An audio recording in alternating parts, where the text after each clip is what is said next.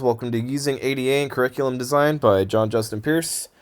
Today I wanted to place a little bit of a special emphasis on using ADA in curriculum design in an online setting because I feel like this is ADA is one area that's kind of being overlooked overall right now. And some of the students struggling the most with the switch to online learning and distance learning tend to be neurodiverse students, especially when a lot of the curriculum being put in place right now by different teachers is just a static Zoom meeting and then going into kind of a static assignment that's due by the end of the week that we're seeing right now. I know things are changing drastically, but going forward, I'd like to give you guys some tools and tips of how we can best bridge that gap for our neurodiverse students. So starting with a little bit of history of ADA, right? So it's mostly it's a civil rights act. It's something that's federally enforced. So if there is an ADA violation, how this affects you as an educator is the Department of Education under the 504 procedure can basically cut different types of federal funding for schools, and it also means the school could be liable to civil rights violations if it is not ADA compliant. So it falls upon the schools to enforce this and also as you as a teacher to enforce it. And although there aren't any specific standards for it, and maybe there should be, but I'll go into that a bit later in the video, it is partially the job of the teacher as well as the institution itself to enforce ADA in the classroom. I also attached a hyperlink of this tree here to read more about the 504 and how this can affect federal funding and enforcement within schools. As we know, neurodiverse learners are specifically diverse in their learning needs, right? So it could be students who have difficulties with oral language, reading, written, mathematics, organizational skills, and many more. So we got to make sure that when we're designing curriculum that we have all bases covered. We got to know our student base and what their learning needs are to best scaffold and make sure the content is in a range of proximal development. So just how do we do that in an online setting? So the first step is we got to aim for equity. Basically meaning not all students' learning needs are the same. And although in an online learning environment, there's certain things like engagement that bring more levels of engagement to content when we're designing online curriculum. Just because we're doing that for everybody, some students may need a little extra help and more assistance. During the regular school year, one thing that they're really lacking right now is, like, for example, the use of one-on-one aids. Different types of resources that are available to neurodiverse learners during a regular standard school year may not be available to them in an online or distance learning. We also can't assume that they have that extra help going on at home that they would if they had a one-on-one or any other type of aid during distance learning. And although tools exist that can help them bridge that gap, we can't just assume that they know how to use those tools. We have to teach them exactly how to use the tools available to them to make sure they know how to succeed and how they can use it in an online setting. So I attached a link to Universal Design for Instruction. This is basically a instructional design, some basics that kind of help with this as well. We also have to know exactly what their specific learning needs are with the different types of learners in your classroom.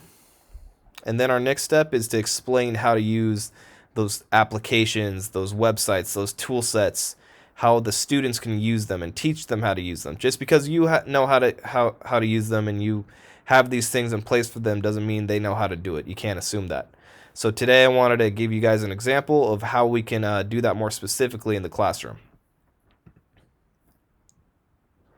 So right now I just opened up a YouTube video that I made for a previous learning unit.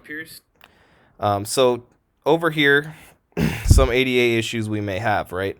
So let's say that a student is deaf and can't hear it. We need to make sure, and this is where you go with these principles of, like, designing universal instruction, is making sure that the tools set in place are available to different types of learners. So In this case, we're going for a student who might be deaf. So we need to make sure that they have subtitles in our video, because not all YouTube videos have closed captions. So that's a step that you have to take as a teacher in your classroom.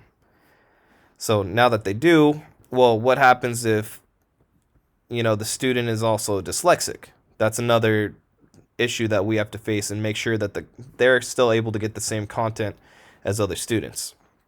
So you need to teach them not only how to activate closed captions, but how can we actually take that a step further. Okay, so what if we can get the script? So we're going to go down here to the bottom right where we say open transcript. Okay, now look at the top right part of my screen, and it breaks down different parts of the video. Okay, now this is a great start, but you need to show students that there's more to it than just that. If we go to the three dots here, okay, we're going to toggle timestamps, and now we have this more in a paragraph form. So say we have a dyslexic learner who has a problem reading on top of this, right? So to get them on the same range as some of our other students, we're going to show them how to copy and paste now that we have all the dialogue, right? We're going to use another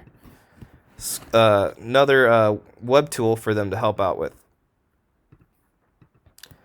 So we're going to go to Natural Readers Online. Excuse the typo. So this is a great resource I definitely recommend any teacher to use, right? So you can drag and drop files or just paste text. So if we have a dyslexic student at home, it can actually be read to them or the text can be put in dyslexic font. So now that we pasted the dialogue from the video I made, we're going to go ahead. We're going to teach the students how we can just drag it over here. And now it could be read to them. It could be put into dyslexic font, or it could be read to them in a speech format right up here. Now that we've seen some examples, I wanted to talk about what the mindset is behind this, right? So we're going back to our UDL frameworks when we're thinking about designing inclusive curriculum, right? So we've got to make sure that the curriculum we design has multiple means of engagement, representation, and action and expression for different types of learners. So using these UDL principles is going to give your curriculum, if you keep these things in mind, a lot better inclusivity later on. I also attached some great links here that I recommend anybody to check out, such as when we're creating online curriculum for students, practice Tufte's principle of design. And this is just making sure, especially with neurodiverse learners, that our information is clear, right? You don't want to overload them with too much information, and you want to make sure this type of design is clear to all students. It's not messy, it's concise. It's very easy to get, especially at an adolescent age, to get mixed up if the design you choose is too hard to follow, right? Also make lessons interactive and inclusive. And with that, I also recommend using HyperDocs, making less online lessons if you're using a more direct instruction approach to be more engaging and adaptive to students. There's some examples here if you click that hyperlink as well. Make sure links are descriptive. There's caption video and audio is transcribed. I showed you guys some first steps that you can do to make sure your content does just that. So reach out and make sure you use the resources available to you to build your tool set. This is a new area for all types of educators. Don't be afraid to ask for help. Don't be afraid to use the resources available to you. I attached some down below. Make sure you guys use those. Don't feel bad if you're used to a curriculum that isn't online. Don't be afraid to ask for help and look at new ways to design curriculum. And once you do that, you can start using different applications to get your content in the range of proximal development that your students need, right? So make sure it's also important that you don't use technology and applications just for the sake of it. Make sure you do your research, what type of neurodiverse learners or just regular students that they most benefit, what are their downfalls, and then match your content, the content standards you're trying to reach, and match your students' needs with those applications and not vice versa. Thanks so much. I've attached a bunch of hyperlinks, so if you go to the link to this video, I will attach a link to the slideshow. Feel free to check those out, and I really hope this helps some educators in the future navigate an online curriculum. Thanks a lot.